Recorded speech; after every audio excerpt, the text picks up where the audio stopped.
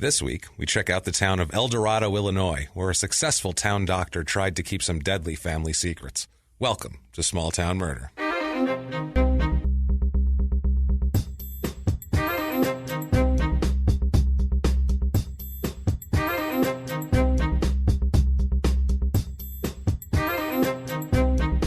Hello, everybody. Welcome back to Small Town Murder. My name is James Pietragallo. I'm here with my co-host. I am Jimmy Whisman. We're pumped. Hell yeah, we are. We're excited to be here today. Yeah. We have a wild, wild story for you today. It's really crazy. Town name's fucking great. And wait till you hear how it got the name, too. It makes Really? it crazier. And the murder that happened there, murders. Sounds so cowboy. It's a wild it's not at all No. cowboy. No. We'll get into it. Before we get into that, I just want to thank, first of all, everyone for your tremendous outpouring of iTunes reviews The this week. support, holy shit. Guys, you're killing it. You are crushing Truly. it right now for us. I'm telling you, you guys are the best listeners that a podcast could possibly want or ask for. Thank you Real guys people. so much. Yeah, thank you guys so much. If you haven't done it yet, please get on iTunes, give us 5 stars, say anything you want. I don't give a shit. Anything. I don't care what you say. Say that. I don't care what you say. I don't care what you say. That's even better. I was going to come up with something else, but you got that. I don't care That's what fine. you say. I don't care what you say. It doesn't It's matter. 5 stars. Give I us don't the care 5 what you stars. say. It helps us on the business end so much. If you like the show and you like to support the show and you'd like to see it get more successful and do better, I sure then do. You would please do that. It takes 30 seconds. It's no big deal. Sign in. And if you don't feel like doing that, or once you've done that, I should say, and if you're like, you know what, this show, it gets me through my cubicle, my workout, my drive to work, it gets me through it. You feel unfulfilled after those 5 stars. What else can you do? What more can I do? You know, You can do something else, Jimmy. There is something. You can go to patreon.com Yes. /crimeinsports. That is our other podcast, which you should also definitely be listening to. So You much fun. Don't have to care about sports You at all. don't. It's about the crime and the idiocy and us making fun of them. Yeah. But you can make a donation there. That is more appreciated than you could know. It's heartfelt, honestly. That is as appreciated as something could be by two human beings. And if you just want to make a one-time donation, you can go to PayPal, and our PayPal there is crimeinsports@gmail.com. You can do that if you feel like it. If not, if you say, screw you guys, I just want to listen to your goddamn show, shut up and give me murder. You know what? Sit back. Shut up and give me murder. Shut up, I want murder now. Then you can sit back and you can enjoy murder then, because that's fine also. Yeah. We're all good with that. But if you feel like it, help us out there. That would be tremendously appreciated. We got kids. And I have no health insurance. That's so, true. It's very true. Wait till December, you guys, and you have to sit through 4 weeks of James's stuffy nose. Oh, it's awful. Sounds terrible. Look, there's about, Crime and Sports, there's about 4 episodes there where I sound god-awful because I couldn't get any antibiotics. But before, How shitty is that? It was shitty. I gotta We're in say, America. it felt awful. We were sick at the same time. You got medicine and felt better in like 3 days. I was sick for 3 more weeks. There's one Damn it, episode of Jimmy. me sounding with like a worse of a wheeze than I already have, And then it we goes have away. to and then the next one I'm fine, but you're fucked. I was fucked bad. One thing before we get started, got to do the disclaimer. Got to do it. It's so necessary, and that's a it really bummer. is. It sucks that it's necessary, but you know what? It is necessary, and some people might think it's something that it's not, or think it's one thing. This is a comedy podcast, just so you know. The facts are real. The murders are real. All the stats, the research, everything's real. Yeah. That's not what's comedy. James sweats for your pleasure. I have not slept in a while, in a long time. So that's all real. But we do make jokes. We never intend to make jokes at the expense of the victims or the victims' families. That's not what we're about. We're not assholes. We're not looking to make cheap jokes about We things are like assholes. that. We're not scumbags. That's it. There you go. That's it. That's better. We're assholes, but not small town murder. Assholes, but not scumbags. That's us, folks. So honestly, if you want to, have fun and laugh with us, we're going to laugh at some small towns because we're all from a shitty small town, or we're going to laugh at some bumbling, stupid police force, or some murderer who did some stupid shit and thought he'd get away with it. We'll laugh at that stuff. So if that's cool with you, thank you, welcome. Good to have you aboard. If not, we shake hands, we part ways, and we say adios. Yeah. Hey, not bad. We both decided that Spanish Enjoy was the the chosen dusty language. trail. Enjoy it. And now that we've told people not to listen and begged them not to, let's get on with the show. Let's do this. Today, we're going to Eldorado, Illinois. Sounds so cowboy. It's not cowboy at all. No, it's redneck, but not cowboy. I'll say that. It's That's funny. different kind of person there. Eldorado, Illinois. It's not even named for why you would think it would be like Eldorado, New Mexico. Yeah. You got the Marlboro Man out on the plains. It's not like that at all. It's in southeastern Illinois. Mm-hmm. The whole area around there is known as Little Egypt for some reason. Okay. Not sure. Don't know why, but that's what the area is known as. If you look it up, It took me. It was hard to find out the actual town name because all these articles and everything just says Little Egypt. Little Egypt. That's the area. I don't get it. There's no pyramid of any sort. No pyramid. There isn't much. There isn't like the high school cheerleading team forms a pyramid. Nothing. No, maybe that's the Egypt. Right. That's us now. We are Little Egypt. Those 9 girls made Egypt. We got extra girls. They made a Sphinx one time. We called ourselves Egypt. Actually, it's Illinois, so more nasally. Yeah, that would be super nasally. Yeah, nasally. So anyway, it's about 2 hours outside of St. Louis, about 5 hours to Chicago. So Good pretty grief. much in the middle of fucking nowhere. Yeah. Let's just say it's not a lot, not close to anywhere that you'd want to go. It's in Saline County.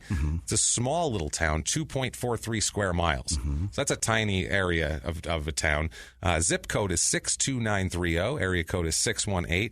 This place, if we're getting a little bit of the history here, started being kind of noticed. Population started swelling to more than just, some scattered farms in about 1900. Reached a peak of 8,000 people in 1925. That's the most they've ever had. Really? Yeah, about in double. 1825? 1925.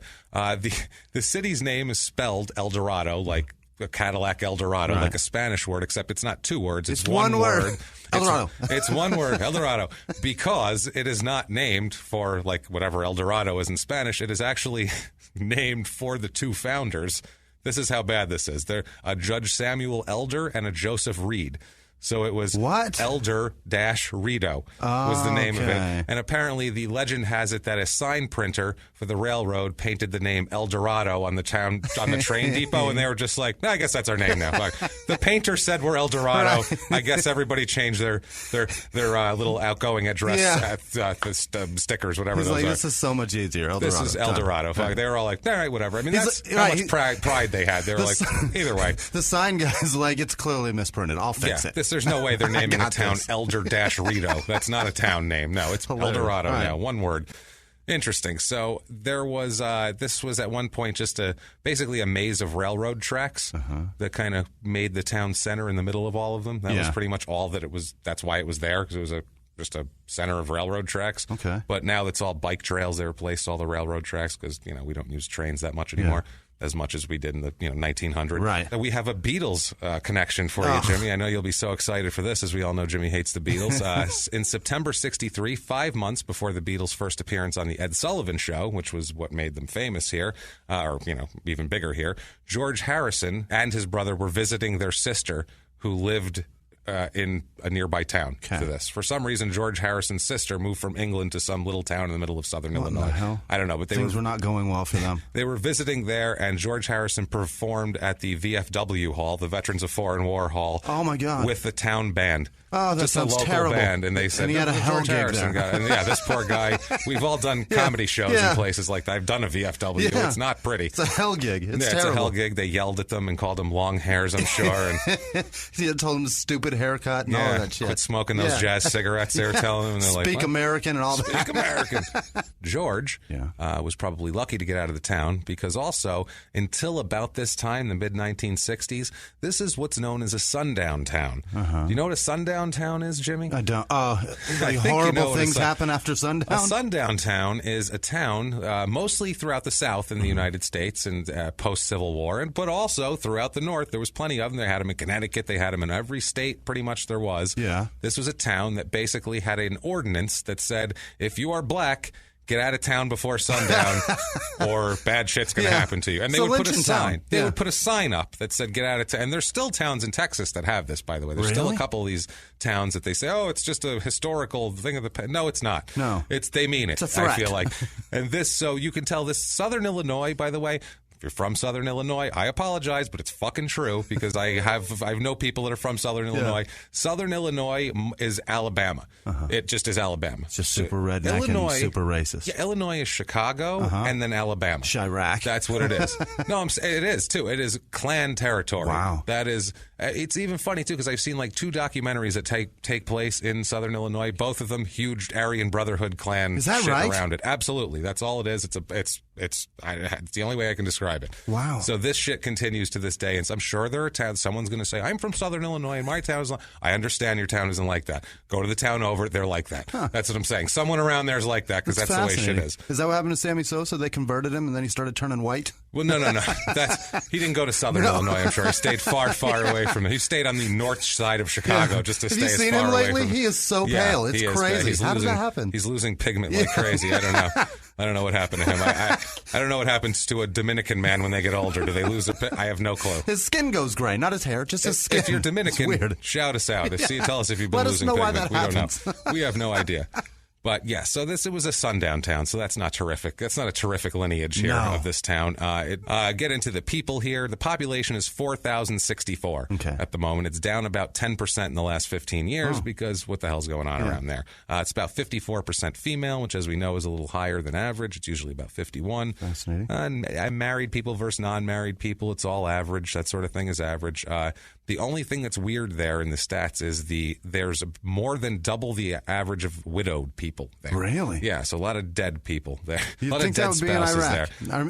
In Chirac. No. Chicago, they have a lot of dead people and lots of widows. More widows here. Fascinating. More widows here. I would rather be in the worst neighborhood in Iraq than in Chicago than a sundown town, to be honest with you. I don't know. Maybe that's because I'm from the north, and I don't. That just shit freaks me out. I'm like, what is going on with that? I don't understand, but whatever. It's the median age here is 36.4, which is about a year younger than the average median age. So you figure it's, probably young people or people starting families, all that sort of thing, but it's not. It's actually very odd the way it breaks down.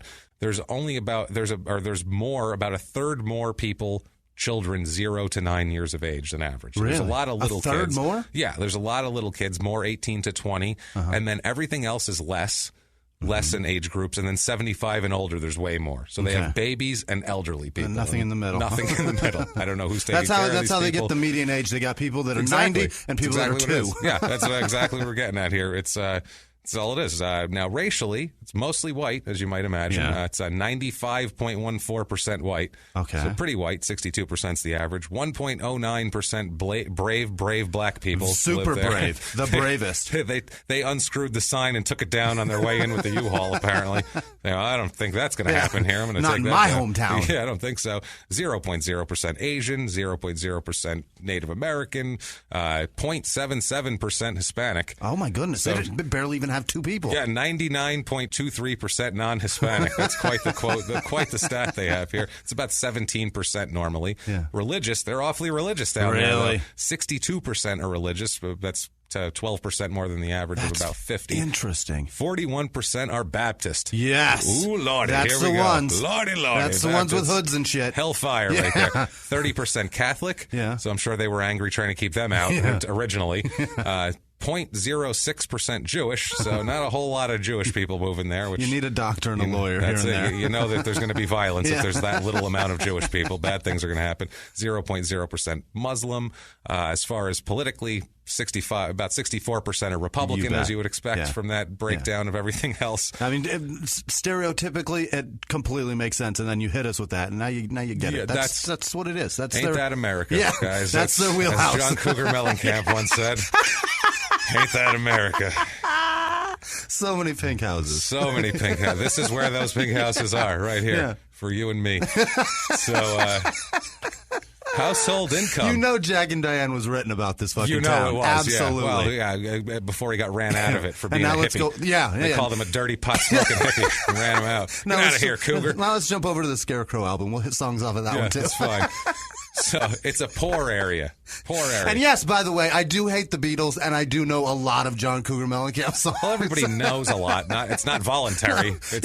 My mom had every fucking album. You grew up in that time period. You're going to hear a shitload of John Cougar Mellencamp, period. That's it. That's just all of its life in general. So a poor area here. Their average household income is $24,786. That is way below the $53,000 average. How do you even live on that? I don't know. That is less than half the average median life in the has U.S. to be so miserable. It's tough. 28.3% of the people make under $15,000 a year. How? I would assume that's your elderly people, and that is your It's not having a family, that's for damn sure. Well, not having one that you take care of well, anyway.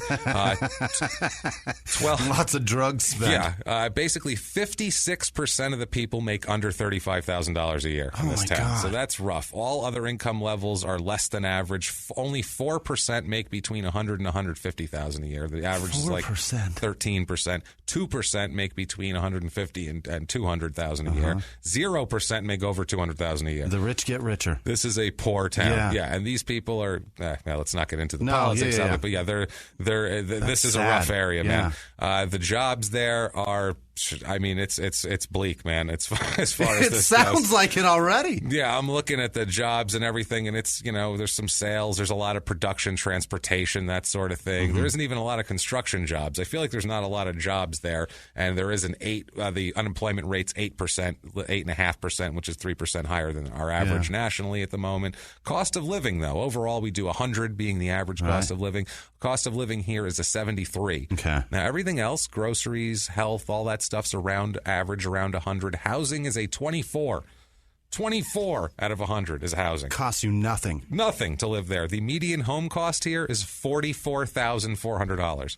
Wow. That's the median home cost. You can absolutely buy a home with $15,000 there. Yeah, that's what I mean. Average in the country, median home cost is $185,800. So that tells you a lot right there. Most houses, about 50% of the houses are between $20,000 and $60,000. That's amazing. Which is incredible. And then a lot. But when you're thinking about a $20,000 house, it's not a house you want. No, only about 4% of the houses are over $100,000 in this entire place, which is incredible to me. That's wild. It's 4%. If we have convinced you to move there, as you have to be closer to this place, as I can imagine, we have the Eldorado real estate report. Fantastic. Average 2-bedroom apartment goes for $635, which is about $400 less than the national average here. 3-bedroom, 2-bath home, 1,500 square feet on Dewey Street is $64,900. Which is a pretty good price for a 1,500 square foot home. A 2-bedroom, 2-bath, 910 square foot home is $48,000. It's newly remodeled also, which I would assume would cost more than $48,000 to remodel a kitchen and a bathroom. A 3-bedroom. Now this is if you're going to live like a king. In Eldorado. You're the one in that 2% bracket that makes a lot. You are making it. It's 3-bedroom, 3-bath, 3,900 square feet. $275,000. That's a big house. That's a big house for 200. Anywhere else, where in a desirable place, that would be that would be huge very bedrooms. Expensive. Yeah, huge that's big. Bedrooms. I'm sure big rooms, big everything. I'm trying to compare it to what I have, and I have more bedrooms than that, and I have a much smaller house. And my bedrooms, I'm like, I'm living like a king here. Yeah, no, I feel great. 3,900. That's you can spread out. Yeah, that's some room you can stretch your shit out. 4,000 square feet is ridiculous. That's a big house. Now, things to do. Basically, things to do in this town are nothing. Yeah, you can go eat. You can go lynch. There's some shit to do. There's the cross burning on Wednesday nights. But you want to save your energy, though, for September 17th, when the Town and Country Parade comes. Oh, boy. Town and Country Parade, annual. It's at 1 p.m. on the 17th. It says that its slogan is, quote, little bit country, little bit rock and roll. It says, now, if this doesn't excite you to come out, Jimmy, you're going to be wanting to go here. Let me read the description. You're going to want to go here. Bill Kittinger organizes the parade every year, and our local businesses have a very healthy competition with their floats for winning the big prize. The parade begins at 1 p.m. on Saturday. This year, candy is abundant, and kids of all ages bring their bags to load up. After all, who doesn't love a good parade? You're there, right? You're all going to buy that $48,000 shitty little house. Kittinger sounds like such a Blues Brothers fan. You know, isn't that from Blues Brothers? He's a little country, and I'm a little rock and roll. That is Donny Osmond and his sister. You're right. That is the Osmonds. That is definitely not the Blues Brothers.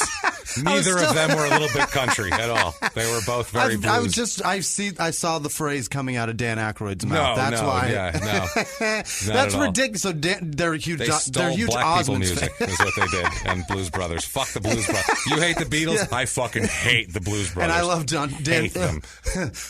I love Dan Aykroyd. I hate the Blues Brothers. Let's get into the crime rates here. Let's get into our crime. Let's get into all this stuff here. The crime, property crime, which is burglary, larceny, theft, your basic small shit is a little bit higher than average here, actually. It sounds like it's probably a bit methy around here, I'm just going to say. I don't know. Just saying. This is an area where I would go, probably a bit methy.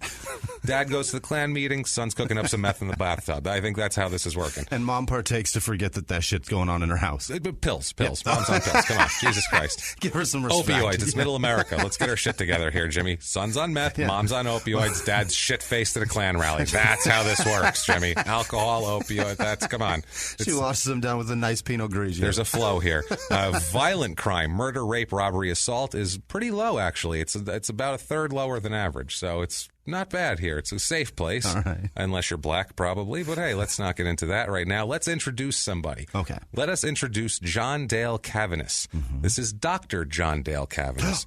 A doctor, also just known to all as Dr. Dale. Okay. Dr. Dale. I was just going to say, it's Dr. First name. Absolutely. Dr. Dale. Dr. Dale is the town doctor. He worked his ass off through college to be called Dr. Dale. Well, he's a small town doctor that makes house calls and shit. So okay. he wants to, I think it's a more personal thing here. He recommends they do it, you think? I'm not sure. Okay. Probably. I think it probably just stuck. He's casual with it. It's all good. But he grew up in the Little Egypt area. As we've said, this whole area, Little Egypt. He was born in 1925. So tough times to come up in this area, in any area, but especially if you're in a rural area. His dad was a tough guy. His dad was a Gandhi dancer. Do you know what a Gandhi dancer is? I have no fucking idea. It's a railroad track maintenance worker.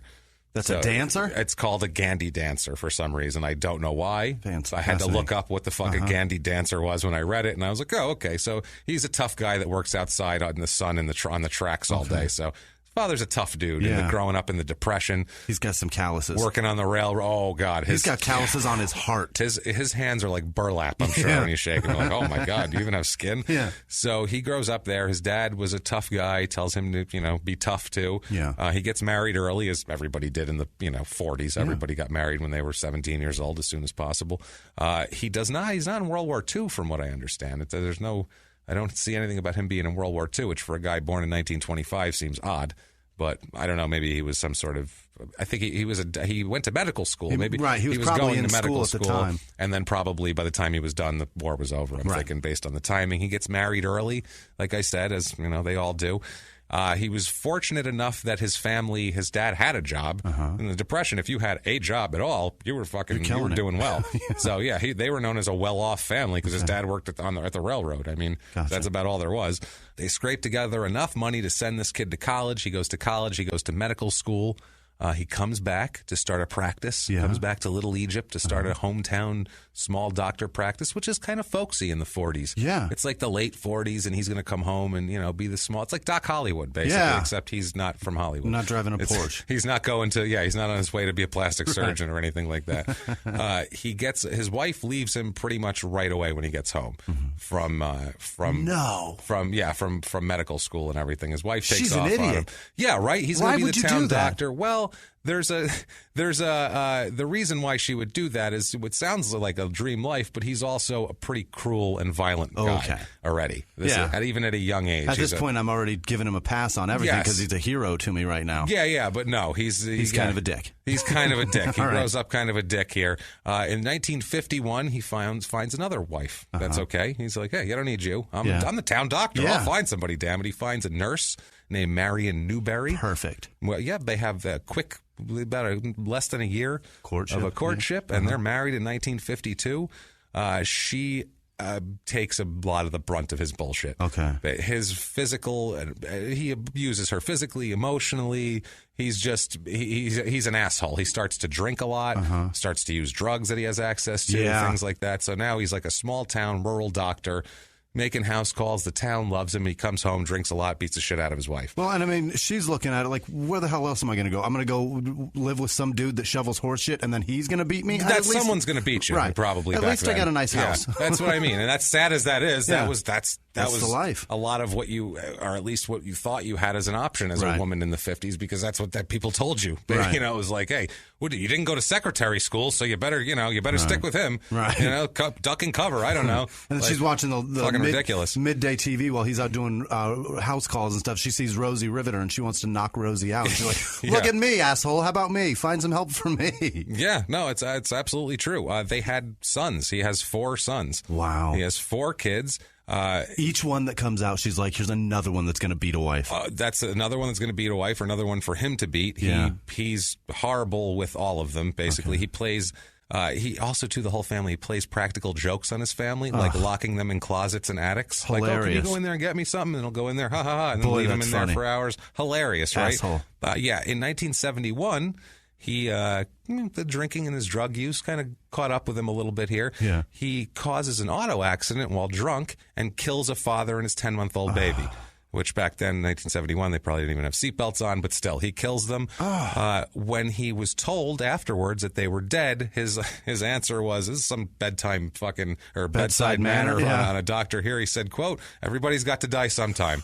Wow. Not at 10 months old. I don't think that's Not their after time. you drank a fifth of gin, you dick. No, police found a loaded pistol and a shotgun in his car, also an open bottle of booze, and his alcohol limit was over twice the legal limit, his blood alcohol level. What did he get for this? What would you get for that now? Right now, vehicular manslaughter, 20 years. Yeah. 20 years. He got 3 years probation and a $1,500 fine. Holy shit. $1,500 fine. Small town, too. That's the other thing. Small town. He probably saved the judge's wife's or mom's life. That's the thing. It didn't even hurt his standing in the community. Didn't hurt his practice. What? Go to doctor, kill a baby. Go ahead, knock yourself out. People still make fun of Laura Bush for killing somebody when she ran a stop sign. Yeah, that's the thing. This guy gets scot-free.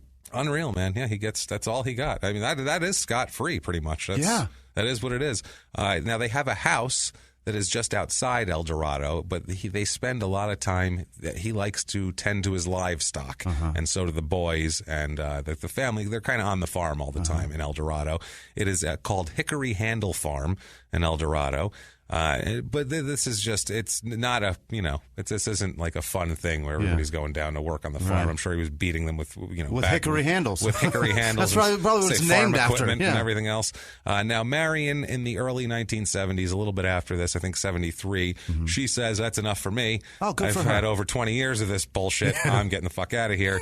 She takes off. So good for her. Yeah. But leaves behind these 4 sons who, or have to deal with this maniac. She put in the time that he should have spent behind bars. Yeah, no, absolutely. Jesus. Now, the divorce it affected their kids, too, the divorce, especially their oldest son, Mark. Mark Dale, of course. He's named after the father here. Mark, he drops out of high school, just never really, he's just always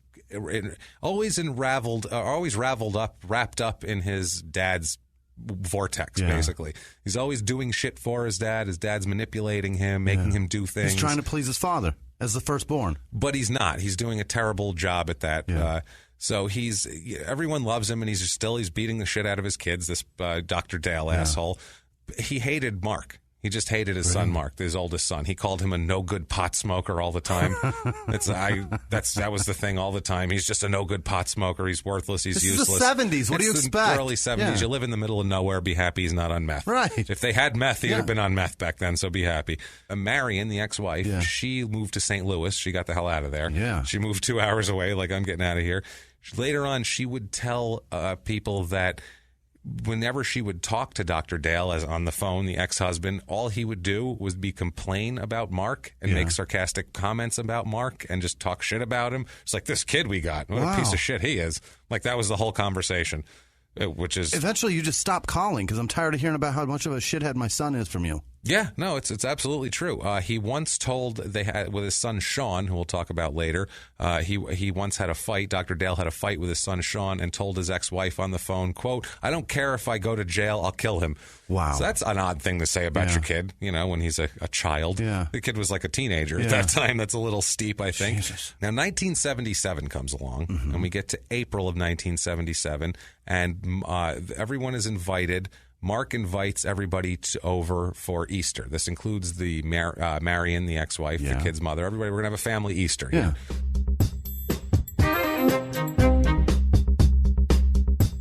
Now back to the show. So we get to April. It's April 9th. 1977, and they're all there. Everybody's waiting at the farm. Where the hell is, where's Marion? Where's Mark, actually? Oh, Mark. Where's the oldest son? Everybody's sitting here. They're all sitting around. Ready to hunt eggs. Yeah, that's all it is. There's the 19-year-old brother's there. Everybody's there. Mark is 22 at this moment in time. They can't find him. So Kevin, the 19-year-old brother at this point, heads out to... Mark lives on a trailer on the farm. Okay. Like, he lives out in the kind of rural places. They'll do that. The kid will set up a trailer over there to, and then bring some girl in and get them pregnant and have a brood of kids. And then they when out they die, else. they move into the main house. Right. I think that's how it works. So he heads out to the trailer to go look for him. Mark had a Jeep pickup truck, and they see that. And Sean walks by the Jeep pickup truck, and he sees that. He's on the way to the trailer, and he looks down, and he sees something that is pretty remarkable. Yeah. He sees a decaying corpse of his older brother, Mark, laying in tall grass by the truck. Oh, my God. Yeah, it's not wonderful. He'd only been dead, they figured, for a little over about 12 hours, because that's when people had talked to him last. Yet there was basically nothing left of his body. Wow. Because it was a rural area, and they figured out that it was just scavenger animals just attacked him. Attacked him that fast. That fast. The flesh of his skull was completely gone. Oh, my God. One eyeball and hair remained. That's in 12 hours? In 12 hours. His upper torso had been skeletonized so that only a few fragments of skin remained. Oh, and my God. His lower body had jeans on and heavy work boots, so that was fine. They couldn't get through the jeans or heavy Never work die boots. in Illinois. The only way that Sean could identify his brother was by his belt buckle, because he knew what belt buckle he wore. He had a specific belt buckle. They had to make a positive identification from the medical examiner through dental records. Wow. There for 12 hours. Now, he was about 12 feet from the truck. His feet were pointing toward the vehicles, and they couldn't, because of the way it was moved around by the animals, they figured who knows where the body was originally. They could have dragged him. Animals could have dragged him here and there, moved him around. So they basically have no way of setting up a crime scene because it's been ravaged by animals. Right. So that's pretty screwed here. Now, investigators, they suspect that Dr. Dale has something to do with this. Really? They suspect Dr. Dale, but the crime scene, like we said, completely contaminated by not only animals, but all the family members trying to help and looking around and doing all that. Robbery was ruled out because his wallet was found nearby. Still in the jeans. So they're figuring that's probably not it. His shirt was found a distance from his body, and it was clear that he had been wearing it when he was shot. It was a 12-gauge shotgun he got shot with, loaded with buckshot, because there was a 2.5-inch to 4-inch hole surrounded by blood between his left breast pocket and the center button line of his shirt. Aiming at the heart. So just a big hole right in his I heart. wonder who knows where the heart is like that. God, that specifically. That's fascinating. Yeah, that's amazing, isn't it? Wild, right? This truck was a complete mess. There was blood on the driver's seat, floorboard, the driver's door panel, the floorboard, everything. It was just covered. And on the floorboard, they found a shotgun with the end of the barrel extending out of a case. Okay. Now, a coat hanger with a camouflage hunting vest that was hanging off of it was attached to the trigger of the loaded shotgun. See what I'm saying? The hanger was hanging around the trigger like that by the hook end. Now, somebody's trying to position this. I got you. Yes, I'm on board. The bottom of the vest had been shut in the passenger door. So picture it on the floorboard. The barrel's pointing one way, it's pulling, and so like somebody closed that in the other passenger door here. Now, police, they figured that Mark took a point-blank shot to the chest when he reached for the gun and pulled it toward him, because it appeared the coat hanger had pulled the trigger. Right. Now, Kevin, the brother, the younger brother, who's 3 years younger, he does not believe this at all, that it's an accidental death, because he said his brother was way too experienced with guns to just grab a gun off the floor by the barrel. The other thing is, who puts a fucking hanger on the trigger? Yeah, they're saying it was an accident or whatever. Now, the chief investigator agreed with Kevin, not only on his expertise with weapons, but also that that basically the gun, what it was a Browning automatic, wouldn't have ejected the shell onto the floorboard of the truck, which that's where they found the shell. It would have been in the case. It would have been in the case. Right. So they're saying Boom! That's a tough one here, but they couldn't figure it out. Also, another thing that's a weird factor is just a couple months before this, Dr. Dale took out a $40,000 life insurance policy on his son, Mark. Oh. So this is pretty... naming himself as a beneficiary, of course. Obviously, it wasn't like somebody else. Right. He was just trying to make sure his mom would be taken care of if anything happened, stuff like that. It seemed odd, obviously. As if this is the moment that he's going to become a good father. Yes, that's the thing. It seemed odd at that point where it's like, now he cares about his son. Now that he's 22 and he considers him a complete fuck-up. Right. Now Dr. Dale continues to abuse drugs and alcohol. His son, he would finance a drug deal later on. Really? And his son, Kevin, would find out about it, and Kevin said that Dr. Dale told him, quote, "If you tell anyone, I'll kill you." So he's threatening to kill his son. And he believes him. And he believes him because he's suspicious also of the father. Now, the case was never solved. Some believed it was an accident. The townspeople, of course, are like, it's a poor doctor. He lost his son. What? He's a great guy. Because he was like a John Gotti with medical care. Okay. Like he would, if someone was poor and lived in some farmhouse somewhere, he'd make a house call and wouldn't charge them for it if they couldn't afford it. Stuff like that. So he endeared himself to the town like a mob boss. Right, like Pablo Escobar. Yeah, like Pablo Escobar. And then he could kill his kids and nobody cares. It's unreal. So, but he brought my kid a Coke when he was chewing on my jaw. So, hey, it's all fun. Well, you're really digging into the Doc Hollywood, aren't you? I Yeah, you are. I know that. There you go. There's your 80s reference, assholes. Enjoy. Enjoy. We got it. Doc Hollywood this week, guys. Enjoy it, assholes. I know that shit like the back of my hand, too. I could go all night with you on this, but we got murder. All right, go. So, oh, man. That's so funny. Now I want to go home and watch Doc Hollywood. What am I supposed to do now? This sucks. Now I know what I'm doing tonight. Shook. Oh, that was such a good movie. All right. So there was one detective who believed that Dr. Dale was the culprit, and he was suspicious for years. It's Detective Jack Nolan. Like I said, he was certain that Mark's death was a homicide. He said, quote, he was my suspect all along. He's a 32-year veteran of the state police also. So he's a 20 years plus in the criminal investigation division. Yeah, that sounds like a guy. That's a fucking cop, He's man. on the case. Yeah, he's got It's going to be solved with Jack Nolan. He's got like on a the loose case. tie. You know what I mean? He's like an old timey. He didn't have time to tie it. No, he's too busy. I'm too busy. I've been working for 72 straight hours. I don't have Let's time. wrap this shit up as quick as I can. He said, quote, he was the only suspect we had after we went through all the evidence. We've ruled out everyone else. The guilty party is usually the only one left, which is logical. That's why he was a good investigator for 20 years. I like him. Wendell Lambert, who's a former Saline County coroner, also was suspicious of the doctor, according to this coroner's wife. In early 1977, in May of 1977, it ended up finally being ruled as accidental, even though everybody suspects, but they just got no concrete proof. Yeah, it's the lack of physical evidence is what it was, that they couldn't prove it because of the animals attacked the body, so they couldn't really do anything. Now, the younger brother, Sean never recovered from this. He loved his brother and he found his brother. But Sean was 19? Sean was, I believe, 15 at the time. Oh, my God, I can't even imagine. He found his brother. Yeah. So Kevin was 19. He was the other one. All right, yeah. So he also had a hard time through this. He really did. He turned to drugs and alcohol and just became a guy that was, needed therapy, and he went to 12-step programs and inpatient programs and just was trying to get through it, basically. He was having a really hard time. Sean actively wanted his father's love too. He goes, he just needs his father. He wants to be loved by his dad. All these kids, they look up to their dad, and their dad's done nothing but shit on them their entire lives. He just doesn't trust him. No, he was constantly just told to fuck off, basically. Now, 1980, we have Dr. Dale had another problem. He has to plead guilty to deceptive medical practices. The details of this are really hazy, but this is his second criminal conviction, of course, after the killing a man and his baby. Yeah. So 1980, like I said, and here he is pleading guilty to deceptive medical practice, which doesn't sound good, but the town behind him, they could give a fuck. Practice doesn't suffer at all. It's crazy. They love him. He's Dr. Dale, goddammit.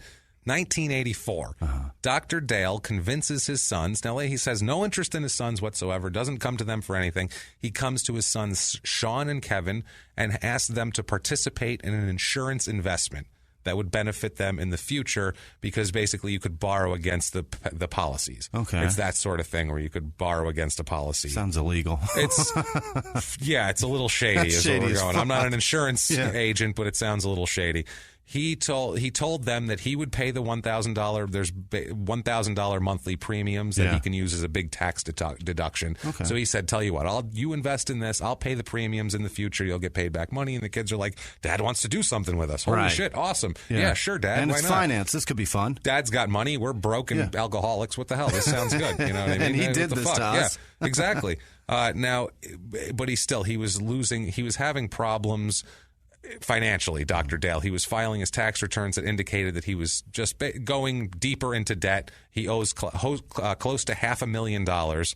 So God. There's no, so the fact that he would need something to deduct against his income is not really doesn't valid. matter, and especially $12,000 a year. What's the point when you owe that much? It's so strange. So December 1984, this has happened a few months before the insurance investment scam here.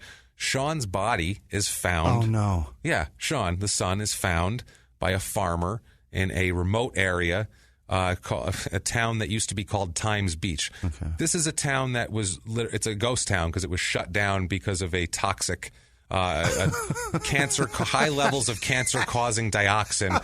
They had to clear the town out. It's one of those. There's a bunch of towns like this. It's like an Aaron Brockovich town. Yeah, no. Some company decided to dump a bunch of shit, and they didn't care, and it happened, and so they had to clear a whole town out. Wow. Yeah, they turned it into a super fun site, which ended up being a bird sanctuary after a while, and once they buried everything. And Now they got birds with 2 heads. But no people, because it was shut down by the EPA. Yeah. Thank fuck for that. So nobody else died. Right. But anyway, poor Sean is found. His dead body's found near a farm outside of this area, which is just super sad. Sean had been shot twice in the back of the head by a .357. Holy shit. That's rough. That's a rough way to go. Only needed one. Yeah, man. He was lying on his back with both his arms like to his side. Hard to say that's a suicide or an accident. That's tough. A farmer found him. Hey, put 2 .357 slugs in your own head. That's talent right there. I mean, people have done it. Yeah, I'm it sure happens, they have, but it's not common, No. I would say. A farmer found him. Sean was dressed. No identification on the body at all, so the farmer didn't know who it was. They called police. Police were able to identify Sean by his fingerprints because luckily he had a misdemeanor traffic stop a couple of years earlier that ended up, helping him be identified. Was the best thing to happen to him. But yeah, that's what I mean. The best possible thing. There was 2 entrance wounds, both in the back of his head, and 1 apparent exit wound under the left eye. So that is rough. Yeah, I don't know if 1 must have stayed in there. When they found the body, it was still warm. Yeah. So they decided it was probably about within 3 hours of time of death. The shot to the back of his head, what they think is the first shot, was just to the right of the center line of his skull and traveled upward, and that's the one that came out of the left eye.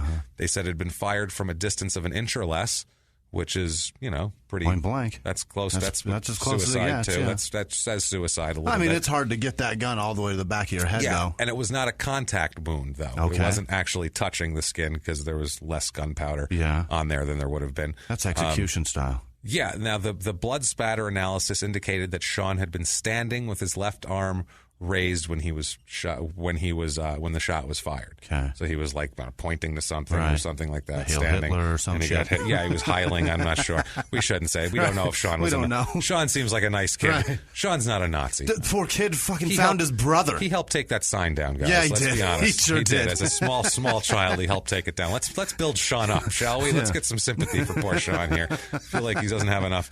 Now, forensic evidence said the second shot had been fired from a distance of about 12 to 18 inches away as he was on the ground. Okay. So that came out. So it is no longer suicide, for sure. It's tough, yeah. It entered the right rear, or by the right ear, and was lodged in his brain. So 357 lodged in the brain.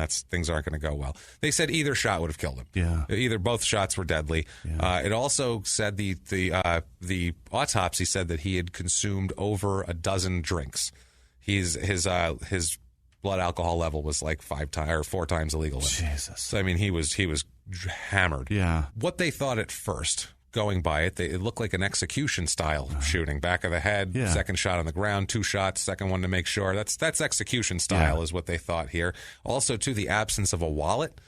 And all that, he didn't have his ID. They thought it was like a hit, like a drug dealer thing, or people that robbed him and just knew what they were doing and wanted to kill him. So they were looking for, things of that nature. Yeah.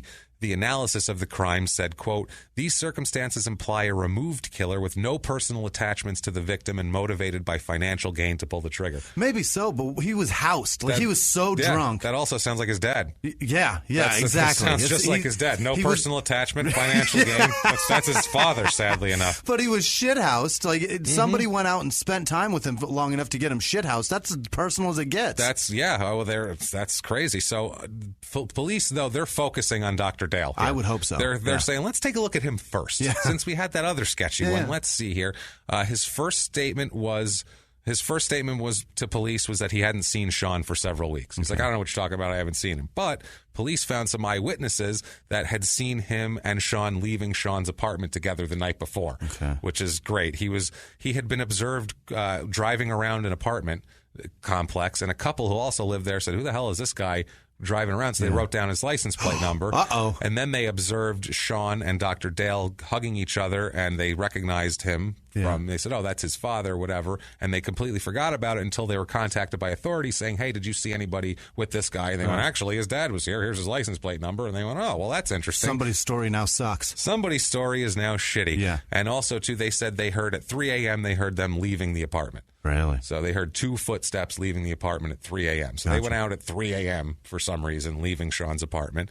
Now, hours after Sean's death, before Dr. Dale was notified, quote unquote, by police, he attends a Christmas party.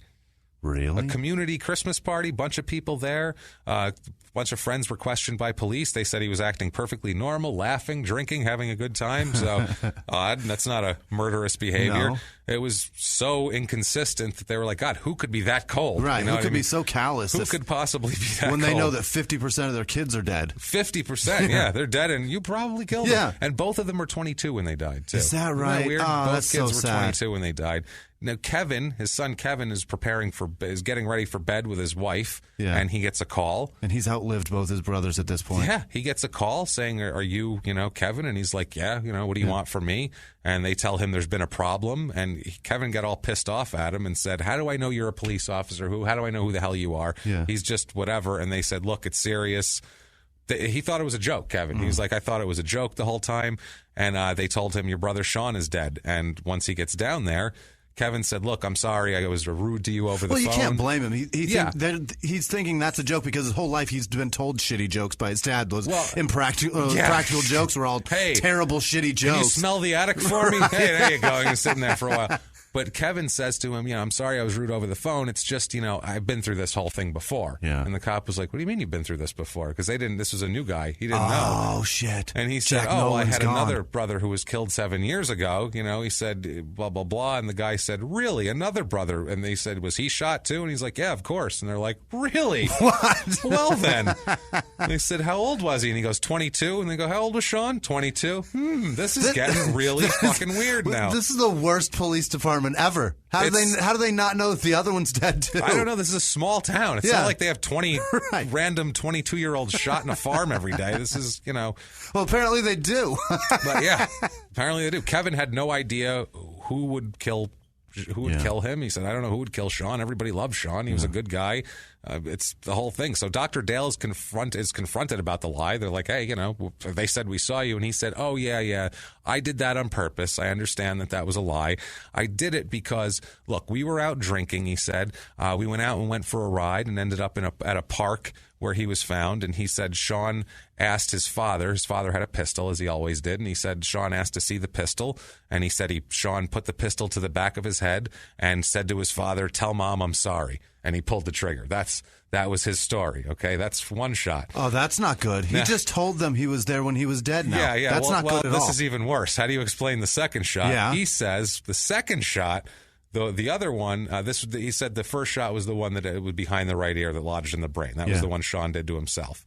But the Dr. Dale said that suicide, him killing himself, would have destroyed his ex-wife. It would have destroyed her. So he said, I have to stage this to look like a robbery. Oh, because my God. My He's ex-wife so dumb. would be so sad if he killed himself. Way less sad if he was robbed and murdered. But if he killed himself, forget it. She couldn't go on. So he said, Sean was on the ground, so he came up behind him and fired a second shot into his head and stole his wallet. This is a guy that's been through medical school, and he is stupid as fuck. And gotten away with murder twice. And he's so dumb. 3 people he's killed. Never been to fucking jail. This is the hubris. He just believes he can just get away with anything at this point. Absolutely. So the story is complete bullshit. Yeah. 0.26 blood alcohol level for My Sean, by God. the way. So he got him shit-faced so he couldn't defend himself. Ridiculous. He didn't even feel that. Yeah, it's at nuts. that level. You wouldn't even feel getting shot. Absolutely. So they think that he's they said, okay, financial benefit with the insurance thing he just did. Financial benefit, lied to us, said he pulled the trigger on a second shot, went to a Christmas party and acted like nothing was wrong. After he admitted to watching his son blow his brains out, then shooting him a second time. And he was like, well, it was fine. So the day after Sean's memorial service, which is very interesting and we'll get to in a moment, the doctor is arrested. Good. They arrest him for murder. He's charged with murder. The community is outraged. They're like, how fucking dare you arrest Dr. Get Dale? out of here. I swear that, how dare you arrest him? He's a good guy.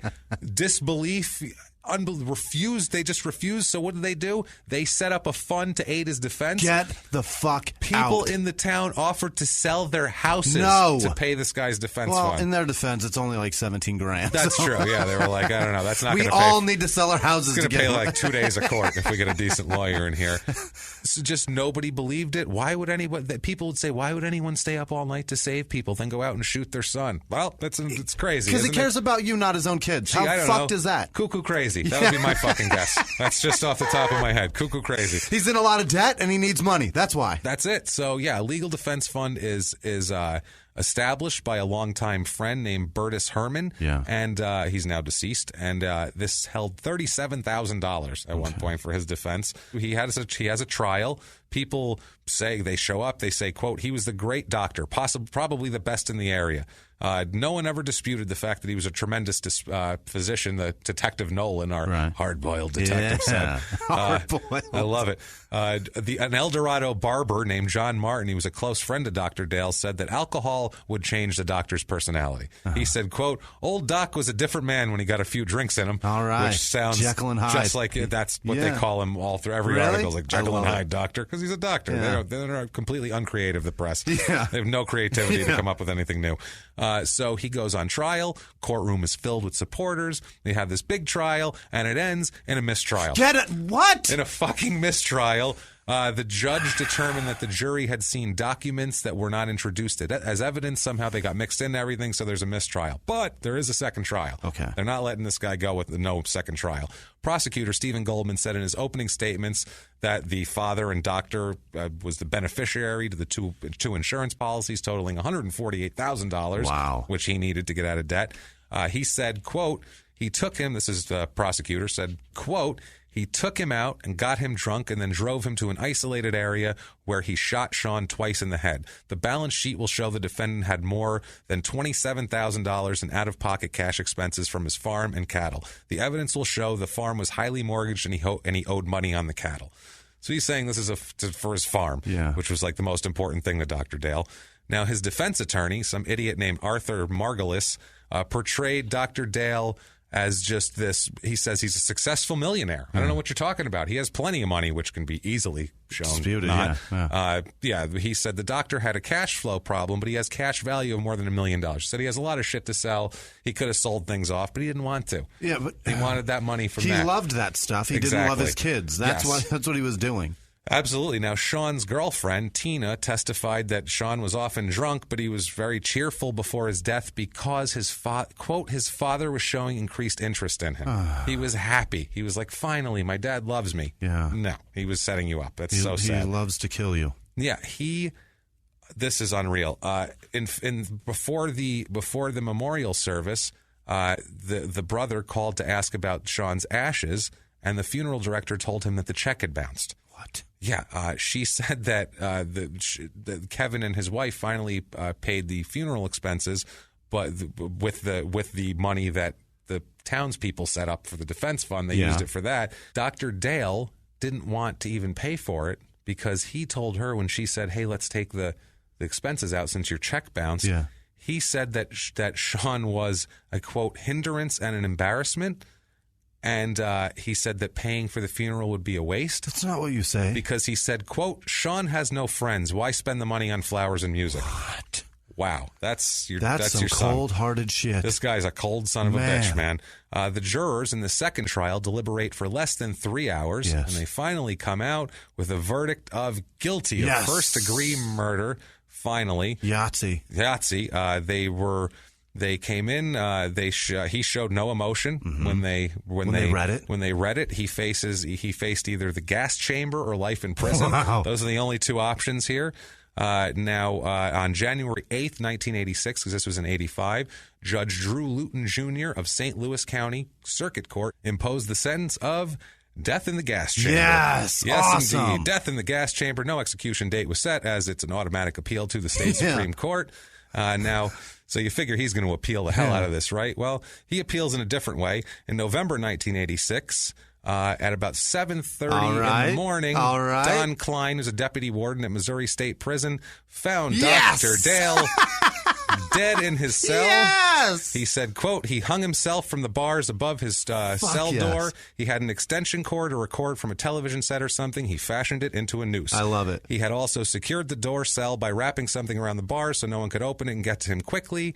And also he left a suicide note indicating that he had planned it out. Yeah. An autopsy is to be conducted, but we're pretty sure, that's what happened. Party time, party time. They saw him at 7:20 a.m., and he was sitting on his bed. He was fine, and then they returned 10 minutes later, and he was dead. Yeah. Hanging. You can celebrate death sometimes. In this case, you can. For sure. He deserves that. Now, listen to what he did, though. One last little screw of the insurance company. No. The day after... This is amazing. This was the day after a clause expired in his life insurance policy that would have prevented payment in the event of suicide. He knew. He knew exactly, and it was exactly the day after he did this. Who was the beneficiary? I'm not sure, but it paid. It paid. Yeah. His son, Kevin, said, quote, as his final act, he reamed another insurance company. That's what he said. It's like my fucking dad, man. Unbelievable. I love it. Today, basically, everyone there considers him a piece of shit now. They've finally sunk into the town. We have a quote here that says, from a townsperson, says, quote, you'd be hard-pressed to find anyone left who thought Dr. Cavanis was an innocent man.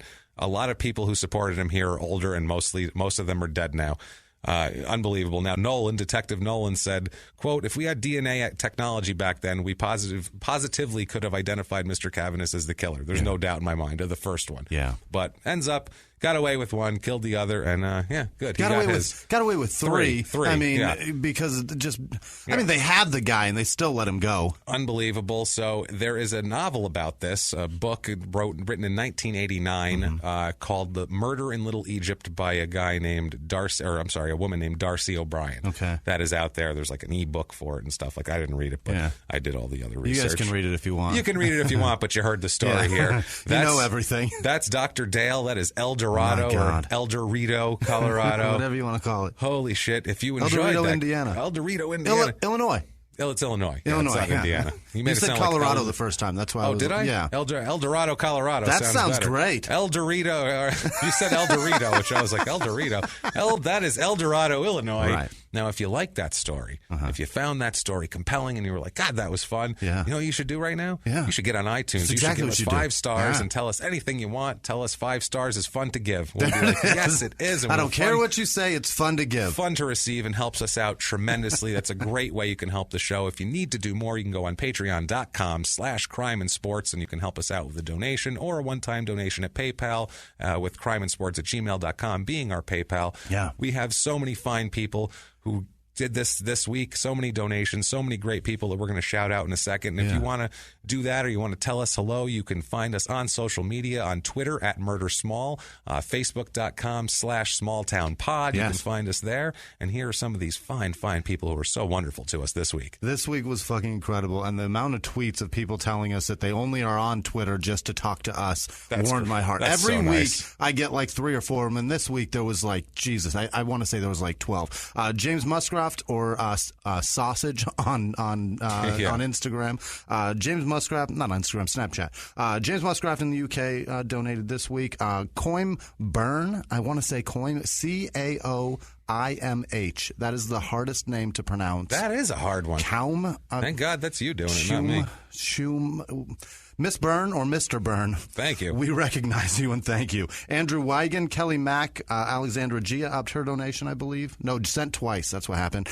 Steve Schnell upped his donation. He's the scientist, the guy. Yes, heavy metal scientist. Yeah, he tweets at us every week and tells us something that he learned from the show. I love him. Kevin Giancola, William Davidson upped his pledge. Abby Clark Vidler, Mary Hatcher, Adam Baker sent an email detailing why he loves the shows. Marianne Stump, Megan Hankey, or Hake. Megan Hake. Yes. Sean Whalen, Claire Genevieve LaFleur. That's so much name that she shortened it on Twitter to Lala.